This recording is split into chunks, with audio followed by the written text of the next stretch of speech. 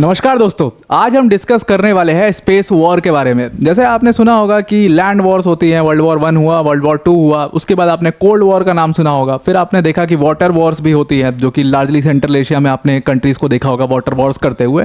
ठीक वैसे ये स्पेस वॉर होती है, जो कि हमारे आउटर स्पेस में चल रही है। अब इसमें मेजरली 2-3 कंट्रीज़ ही हैं, जैसे यूएस का एक बहुत बड़ा मेजर रोल है इसमें, रशिया का बहुत बड़ा मेजर रोल है, चाइना भी है, कुछ हद तक अब इंडिया भी अपनी जगह इस स्पेस वॉर के अंदर में बना रहा है। अब एक्चुअल में क्या है कि हमारा मन जो है वो भर चुका है लैंड वॉर से, वाटर वॉर से, तो इसीलिए अब हम स्पेस की तरफ बढ़ते जा रहे हैं और स्पेस में अपने आधिपत्य को जमाने के लिए ये आपस में एक तरीके की स्पेस रेस चल रही है, जिसमें लार्जली 2 कंट्रीज बहुत ज़्यादा इन्वॉल्व हैं।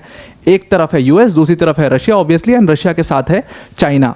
तो ये तीनों कंट्रीज मेजर स्टेक होल्डर अगर आप कह सकते हो स्पेस वॉर में, तो यही 3 कंट्रीज हैं। जो आज का हमारा आर्टिकल है वो भी इन 3 कंट्रीज के ऊपर लार्जली बेस्ड होगा। अभी रिसेंट एक्टिविटी क्या हुई है कि यूएन सिक्योरिटी काउंसिल के अंदर में, यानी कि यूएनएससी के अंदर में, रशिया ने एक रिजोल्यूशन मूव किया। रशिया ने रिजोल्यूशन ये मूव किया कि भाई जो स्पेस के अंदर में मिलिटराइजेशन हो रहा है, जो भी मिलिट्री एक्टिविटीज़ हो रही हैं, जो वेपन्स की प्लेसिंग हो रही है, उन सबको हम कंटेन करना चाहते हैं और एक पीसफुल एटमॉस्फेयर बनाना चाहते हैं। और उसी के लिए ये रिजोल्यूशन मूव किया गया था कि वो सारी चीज़ें हम कंटेन करना चाहते हैं, तो इसलिए इसका हक हमें दे दिया जाए कि हम इन सारी एक्टिविटीज़ को कंटेन कर सकें। और जो कंट्रीज़ भी ये सारी चीज़ें करेंगी तो एक हम ऐसी ऑर्गेनाइजेशन बनाएंगे, एक ट्रीटी बनाएंगे, जिसके थ्रू उन कंट्रीज़ को पहले उस सारे कंडीशंस और टर्म्स को मानना पड़ेगा और तभी वो अपना कोई भी activity, military activity outer space में कर सकती हैं। अब इसके खिलाफ यूएस बिल्कुल गुस्सा हो गया, यूएस खड़ा हो गया इसके खिलाफ, और यूएस ने अपना वीटो यूज़ करके हालांकि इस रिजोल्यूशन को पास नहीं होने दिया। और इस रिजोल्यूशन में जो रशिया ने मूव किया था, इसमें रशिया का साथ दिया था चाइना ने। अब पहले तो आपको ये समझना पड़ेगा कि ये स्पेस रेस है क्या, किस चीज़ के लिए ये इतनी इंपॉर्टेंट क्यों है, और जियोपॉलिटिक्स में बहुत ज़्यादा इंपॉर्टेंट है। और इसको जो ये पूरा स्पेस के अंदर में लड़ाई चल रही है, जो रेस चल रही है, इसको हम एस्ट्रो जियोपॉलिटिक्स कहते हैं, क्योंकि ये स्पेस में हो रही है। जैसे जियोपॉलिटिक्स लैंड की गवर्न होती है, ठीक वैसे ही ये एस्ट्रो जियोपॉलिटिक्स भी गवर्न होती है। इसमें जो पार्टनर्स हैं वो भी सेम है, सेम 2 एक्सिस बने हुए हैं, एक यूएस वाला पूरा ग्रुप है और दूसरा रशिया वाला पूरा ग्रुप है, और वहाँ पर भी इन लोग की आपस में खूब खींचातानी चल रही है। तो अगर आप पहले ये समझो कि स्पेस एक्चुअल में होता क्या है। बहुत हम वियर्ड टर्म्स में यूज़ कर लेते हैं कि ये स्पेस है, बट स्पेस है कहाँ और वो शुरू कहाँ से होता है, अगर उसकी बाउंड्री देखें तो as per the defined space अगर हम माने तो ये आपको फिगर जो दिख रहा है, ये हमारा अर्थ का सरफेस है। और अर्थ के सरफेस के बाद आपको ट्रोपोस्फियर दिखाई दे रहा होगा, पहली लेयर। दूसरी लेयर आपको स्ट्रेटोस्फियर दिखाई दे रही होगी। तीसरी लेयर आपको मेसोस्फियर दिखाई दे रही होगी। और ठीक मेसोस्फियर के बाद ये वाला जो लाइन आपको दिख रही है, ये है कारमान लाइन। और कारमान लाइन जो है वो कम से कम स्पेस से मतलब अर्थ के सरफेस से कुछ 62 माइल्स की दूरी पर है। और ये कारमान लाइन से कहा जाता है कि यहाँ से स्पेस शुरू होता है और इसके बाद का पूरा एरिया आपको आउटर स्पेस आप इसको कह सकते हो, इसके बाद के पूरे एरिया को। तो मतलब ये थर्मोस्फीयर और ये सब पूरा जो एरिया है ये आउटर स्पेस में आता है। फिर इस साइड पे आपको दिख रहा होगा इंटरनेशनल स्पेस स्टेशन, जो कि ऑलमोस्ट 350 किलोमीटर की दूरी पर है अर्थ के सरफेस से, ये भी उसी स्पेस में आता है। अब इस स्पेस में अपने आधिपत्य को लेकर के इन कंट्रीज के बीच में ये रेस चल रही है।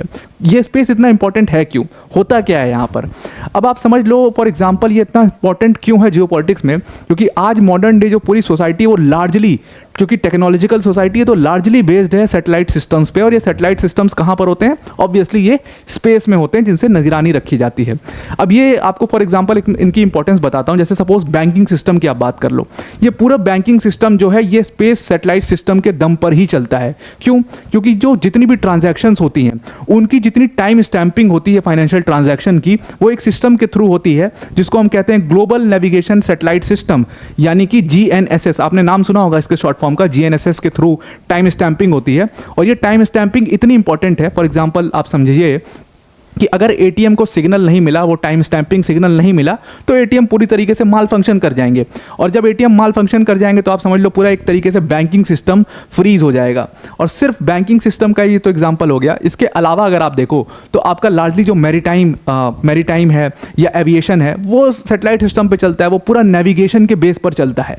अब एविएशन है, उनको थोड़ी दिख रहा है उतनी दूर तक, तो वो कैसे चलाते हैं, वो एक नेविगेटेड पाथ है जिस पर ये फ्लाइट्स उड़ाते हैं। वो एक नेविगेटेड पाथ है सी में जिसके थ्रू ये अपनी शिप्स को ले जाते हैं। तो नेविगेटेड रूट मतलब कि उस रूट को नेविगेट पूरी तरीके से सैटेलाइट के थ्रू किया हुआ है और इसीलिए ये लोग उसको यूज़ कर पाते हैं। तो अगर सैटेलाइट सिस्टम क्रम्बल कर जाएंगे तो नेविगेशन पूरी तरीके से ख़त्म हो जाएगा और फिर आप ना अपना एविएशन यूज़ कर सकते हो ना अपना मैरीटाइम यूज़ कर सकते हो। तो इस तरीके की इतनी इंपॉर्टेंट है ये स्पेस, ये आउटर स्पेस का जो पूरा एरिया है वो इतना इंपॉर्टेंट है क्योंकि वहाँ पर हम सैटेलाइट्स को प्लेस करके उसको यूज़ कर सकते हैं। एक कंट्री की ताकत आप आज की डेट में उस हद तक लगा सकते हो, जितना स्ट्रांग वो स्पेस टेक्नोलॉजी में है उतना ज़्यादा वो कंट्री स्ट्रांग होगी। यूएस को आप देख लीजिए, आप रशिया को देखिए, आप चाइना को देखिए, आप इंडिया को देखिए। इंडिया का नाम मैं बिल्कुल लूँगा क्योंकि आज की डेट में इंडिया ने मिशन शक्ति के थ्रू बहुत अच्छा जो ग्रोथ है वो स्पेस सेक्टर में किया हुआ है। इसमें हम मिशन शक्ति के ऊपर नहीं जाएंगे इस वीडियो के अंदर में क्योंकि वो काफ़ी डिटेल हो जाएगा, लेकिन मैं कोशिश करूंगा कि आपके पास एक एनिमेटेड वीडियो के थ्रू हम पहुंचा सके कि मिशन शक्ति इंडिया का कितना मैग्नानिमस और कितना अच्छा प्लान है और इंडिया की ग्रोथ में कितना ज़्यादा कंट्रीब्यूट करेगा आगे चल करके। तो उसको हम वीडियो को ज़रूर बनाएंगे। मैं सजेस्ट करूंगा टीम को कि एक आपके लिए एनिमेटेड वीडियो ज़रूर से ज़रूर प्लान किया जाए मिशन शक्ति के ऊपर। नाउ वीडियो पर वापस आते हैं। तो ये पूरे स्पेस की इंपॉर्टेंस है और इसीलिए सारी कंट्रीज जो हैं वो अपने सैटेलाइट्स को स्पेस में प्लेस करना चाहती हैं। वो किसी तरीके भी स्पेस के अंदर में अपना आधिपत्य चाहती हैं, खासतौर से यूएस, रशिया एंड चाइना। और आज हमने अपनी इतनी सारी सैटेलाइट्स भेज दी हैं कि मैनकाइंड ने पूरे स्पेस का ये हाल कर दिया है। आई होप आपको ये छोटे छोटे चींटियों जैसे डॉट्स दिखाई दे रहे होंगे। ये हमारा अर्थ है। अर्थ के अराउंड ये छोटे छोटे डॉट्स जो कि पूरी तरीके से अर्थ को घेरे हुए हैं, ये एक्चुअल में स्पेस सैटेलाइट्स हैं और इसको हम स्पेस डेबरी भी कहते हैं। स्पेस डेबरीज मतलब क्या है? Space junk. इसका मतलब क्या है? अब ये जो सैटेलाइट्स हैं ना, इसमें बहुत सारी सैटेलाइट्स ऐसी हैं जिनका काम ख़त्म हो चुका है, जो माल फंक्शन कर चुकी हैं, वो अब काम नहीं करती, वो और सिग्नल्स नहीं भेजती। तो यहाँ पर ये कोई कूड़ा तो है नहीं लैंड का कि जिसको आराम से आप एक जगह पर जुटाओ फिर उसको डीकम्पोज कर दो। तो डीकम्पोजिशन की जो सुविधा है वो स्पेस में अभी उपलब्ध नहीं है और इसी वजह से ये सारा कूड़ा, ग्रेविटी तो है नहीं वहाँ पर, ये गिरेगा तो ये मूव करता रहता है स्पेस के अंदर में। और ये टिकिंग टाइम बॉम्ब भी कहते हैं। ये बहुत घातक है मैनकाइंड के लिए और इसीलिए कहा जाता है कि अर्थ को ख़त्म करने के लिए या अर्थ का सबसे अगर डेंजरस कोई चीज़ है तो वो मैनकाइंड खुद है। मतलब वो ह्यूमन बीइंग खुद हैं जो अर्थ को ख़त्म कर सकते हैं। उनके पास इतनी ताकत है और वो अर्थ को ख़त्म करने का ये सारा जरिया ही तो है जो हम कर रहे हैं। तो ये स्पेस डेबरी से हमने इतनी सैटेलाइट्स यहाँ पर भेज दी हैं। अब स्पेस में लार्जली दो, ये सारी जो चीज़ें मैंने आपको बताई, लार्जली दो चीज़ें होती हैं अगर इसको दो एरिया में हम कैटेगराइज करें तो। एक होता है जिसको हम कहते हैं militarisation of space. Militarisation of space मतलब कि हम स्पेस के एरिया को सिर्फ कुछ चीज़ों के लिए यूज़ करेंगे, जैसे अपने कम्युनिकेशन के सिस्टम्स को इन्हांस करने के लिए यूज़ करेंगे, हम कंट्रोल रखने के लिए यूज़ करेंगे, फिर हम स्पेस में अपना कमांड सर्वेलेंस के लिए हम स्पेस के पूरे एरिया को यूज़ करेंगे। इसको कहते हैं मिलिटराइजेशन ऑफ स्पेस। और मिलिटराइजेशन ऑफ स्पेस 1960s में ही शुरू हो चुका था। After when the cold war started, तब से ही ये शुरू हो चुका था क्योंकि जितनी ज़्यादा मिलिट्री एक्टिविटी है आपकी स्पेस में उतना ज़्यादा आप किसी भी कंट्री, किसी के ऊपर सर्वेलेंस के थ्रू आप नज़र रख सकते हो।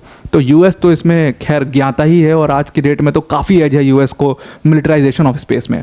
तो मिलिटराइजेशन ऑफ स्पेस ऑलमोस्ट सारी कंट्री कर चुकी हैं, जितनी बड़ी कंट्रीज़ हैं, यूएस, चाइना, रशिया, इंडिया और जितनी भी कंट्रीज़ हैं, मतलब फ्रांस, यूके, सबके पास है ये सबके पास अपॉर्चुनिटी है। लेकिन मिलिटराइजेशन ऑफ स्पेस के अलावा अब नई चीज़ शुरू हुई है स्पेस के अंदर में जिसको हम कहते हैं वेपनाइजेशन ऑफ स्पेस। अब वेपनाइजेशन ऑफ स्पेस बहुत घातक है। वेपनाइजेशन ऑफ स्पेस घातक इसलिए है क्योंकि ये स्पेस वॉर शुरू कर सकता है कभी भी। ये वेपनाइजेशन ऑफ स्पेस का मतलब क्या है कि हम स्पेस के अंदर में अपनी जो वेपन्स हैं उनको प्लेस करेंगे। उनको क्यों प्लेस करेंगे? ताकि सपोज मान लो कभी यूएस और रशिया का वॉर होता है और यूएस को रशिया के ऊपर एक एज चाहिए और उसके पास अगर वेपन है स्पेस के अंदर में तो वो क्या करेगा? रशिया के जितनी इंपॉर्टेंट सैटेलाइट्स हैं सबको डिस्ट्रॉय कर देगा। जैसे कम्युनिकेशन सैटेलाइट है, पूरी तरीके से टेलीकॉम सेक्टर को ख़त्म कर देगा, आपस में कम्युनिकेशन ख़त्म हो जाएगा। उसके बाद वो बैंकिंग सिस्टम को फ्रीज करवा देगा, जो मैंने आपको एग्जांपल दे रहा था। नेविगेशन, मैरीटाइम नेविगेशन, एविएशन, इन सबको ख़त्म कर देगा उनकी सैटेलाइट्स को ख़त्म करके। तो अगर उसके पास वेपन होगा तो वो वेपन्स के थ्रू ख़त्म कर सकता है। सेम चीज़ रशिया भी कर सकता है। अब ये वेपन सिस्टम भी दो तरीके के हैं, या तो आप स्पेस में प्लेस करो या तो लैंड टू स्पेस की सुविधा रखो। लैंड टू स्पेस जैसे सुपरसोनिक मिसाइल्स, बैलिस्टिक मिसाइल्स जो हैं उनकी इतनी कैपेबिलिटी हो कि वो स्पेस में जाकर के सैटेलाइट्स को मार सकें। और ये कैपेबिलिटी आज की डेट में यूएस के पास भी है, रशिया के पास भी है और वेरी इम्पैक्टली ये चाइना के पास भी है और इंडिया ने ऑलमोस्ट डेवलप कर ली है और इसको डिटेल में हम मिशन शक्ति में समझेंगे। तो अब वेपनाइजेशन ऑफ स्पेस है, इससे एक्चुअल में काफ़ी दिक्कत है और इन सारी चीज़ों को, मिलिट्री एक्टिविटीज़ को, वेपनाइजेशन को रोकने के लिए लार्जली दो ट्रीटीज़ काम करती हैं। ऐसे तो कई सारी ट्रीटीज़ हैं लेकिन सबको डिटेल में डिस्कस नहीं करेंगे, इन दो ट्रीटीज़ को करेंगे। एक है आउटर स्पेस ट्रीटी और ये 1967 में यूएन ने साइन करवाई थी। ये सिंपल ये कहती है कि भाई आप स्पेस के अंदर में शांति रखिए, मैनकाइंड के लिए उसको यूज़ करिए जो आउटर स्पेस का एरिया है, ताकि उसकी मैनकाइंड की ग्रोथ हो सके, इंप्रूवमेंट हो सके। और एक और ट्रिटी है जिसका नाम है prevention of an outer space arms race, और सेम चीज़ ये भी कहता है। लेकिन इन ट्रिटीज़ को मानता कौन है आज की डेट में? मानता कोई भी नहीं है, सब वहाँ पर अपनी एक्टिविटीज़ करते हैं। लेकिन रशिया और चाइना ना अभी पिछले कुछ दिनों में एक कदम आगे निकल चुके हैं यूएस से, और यूएस के हाथ पांव तब फूल गए हैं जब रशिया और चाइना ने एक न्यूज़ निकाली कि भाई साल 2035 तक हम बहुत सीरियसली कोशिश ये कर रहे हैं कि हम मून के ऊपर एक न्यूक्लियर पावर प्लांट बनाएंगे। अब यूएस की माने ना तो यूएस को कोई मतलब नहीं है कि रशिया और मतलब कि आउटर स्पेस खाली रहे, साफ रहे, वहाँ पर ऐसी कोई एक्टिविटीज़ ना हो, मैनकाइंड ऐसे चले, ऐसा कुछ इंटरेस्ट नहीं है यूएस का। बस यूएस को प्रॉब्लम इस चीज़ से है कि ये रशिया और चाइना ना करें बल्कि यूएस पहले करे, और यूएस पहले नहीं कर पा रहा है, और इसीलिए रशिया और चाइना का ये प्लान सुन करके यूएस के हाथ पांव फूल गए हैं कि वो न्यूक्लियर प्लांट बनाने का सोच रहे हैं मून के ऊपर में। और इलॉन मस्क ने भी अभी कुछ दिनों पहले एक वीडियो के थ्रू बोल दिया था कि अगर हम अपनी न्यूक्लियर कैपेबिलिटीज़ को स्पेस में यूज़ करेंगे, अलग अलग प्लैनेट्स के ऊपर यूज़ करेंगे, तो उससे काफ़ी मैनकाइंड का बेनिफिट हो सकता है। फिर उसके बाद कई सारे रिसर्चर्स ने, नासा के रिसर्चर्स ने उसका जवाब दिया कि भाई वो मैनकाइंड का बेनिफिट नहीं बल्कि मैनकाइंड का सबसे बड़ा लॉस होगा, वो उससे क्या क्या चेंजेस आएंगे अर्थ के ऊपर वो हम प्रिडिक्ट भी नहीं कर सकते। तो ऐसे न्यूक्लियर कैपेबिलिटीज़ को हमें नहीं यूज़ करना चाहिए स्पेस में जहाँ पर हमको पता नहीं है कि उसका रिजल्ट क्या होगा। ये सारी चीज़ें हुई, तो उसके बाद से ही यूएस के जो हाथ पाँव हैं वो फूल गए, और यूएस ने इसीलिए जो रशिया का ये रिजोल्यूशन था उसको मूव नहीं करने दिया, क्योंकि यूएस बिल्कुल भी नहीं चाहता है कि रशिया को किसी भी रिजोल्यूशन के थ्रू स्पेस में कोई एज मिले। तो आई होप आपको ये पूरा स्पेस का आर्टिकल समझ में आ गया होगा। वीडियो को एंड करने से पहले अनअकैडमी टीम की तरफ से एक छोटी सी अनाउंसमेंट है। अनअकैडमी टीम ने आपके लिए एक घंटे का मास्टर क्लास प्लान किया है जियोपॉलिटिक्स के ऊपर, और ये मास्टर क्लास आज ही लाइव होने वाला है। काफ़ी लाइव मज़ा आएगा इस मास्टर क्लास में, क्योंकि इंटरेक्शन काफ़ी ज़्यादा होगा। तो इस मास्टर क्लास को ज़रूर से ज्वाइन करिएगा। ये मास्टर क्लास मैं ही कंडक्ट करूंगा शाम को, आज 7 बजे ये मास्टर क्लास रखी गई है। इसमें हम 3 चीज़ों के ऊपर डिस्कस करेंगे। देखो, मैं अपनी बहुत सारी वीडियोस में बोलता हूँ कि कोल्ड वॉर जियोपॉलिटिक्स समझना काफ़ी इंपॉर्टेंट है, क्योंकि आज का जो नया वर्ल्ड ऑर्डर है वो इसी कोल्ड वॉर जियोपॉलिटिक्स की वजह से चेंज हुआ है। तो कोल्ड वॉर जियोपॉलिटिक्स को काफ़ी डिटेल में डिस्कस करेंगे। उसके साथ हम न्यू वर्ल्ड ऑर्डर को समझेंगे जो लार्जली आज बना हुआ है, और उसके साथ साथ जियोपॉलिटिक्स से हम किस तरीके से जियो इकोनॉमिक्स पर मूव किए हुए हैं उसको भी हम काफ़ी डिटेल में इस वीडियो में हम समझेंगे। अभी जो लाइव क्लास है ये एक्चुअल में 21 में यानी कि आज 7 बजे शाम को होने वाली है, और ये अनअकैडमी प्लेटफॉर्म के ऊपर होगी। अनअकैडमी प्लेटफॉर्म पर जाने के लिए सिंपली आपको क्या करना है, डिस्क्रिप्शन में एक लिंक दिया है, फ्री ऑफ कॉस्ट रजिस्ट्रेशन है। आप जाइए, इस मास्टर क्लास को अटेंड करने के लिए आपका कोई पैसा नहीं लगेगा, फ्री ऑफ कॉस्ट रजिस्ट्रेशन है। लिंक पर जाएंगे, सिंपली जा करके आप उस क्लास को अटेंड कर सकते हैं। 7 बजे लाइव हो जाएगी, तो ज़रूर से जुड़िएगा इस मास्टर क्लास में। काफ़ी मज़ा आने वाला है, काफ़ी चीज़ों को काफ़ी डिटेल में डिस्कस करेंगे, और काफ़ी इंटरेक्टिव सेशन होगा ये एक तरीके का। ये कोई क्लास नहीं है जहाँ पर मैं आपको पढ़ा रहा हूँगा, बल्कि हम घटनाओं को देखेंगे, उसके ऊपर एक दूसरे के व्यूज़ समझेंगे कि क्या है और किस तरीके से जियोपॉलिटिक्स को ये घटनाएं डिफाइन करती हैं। तो आज के लिए इतना ही। आई होप आपको ये पूरा आर्टिकल समझ में आ गया होगा। Thank you and have a nice day.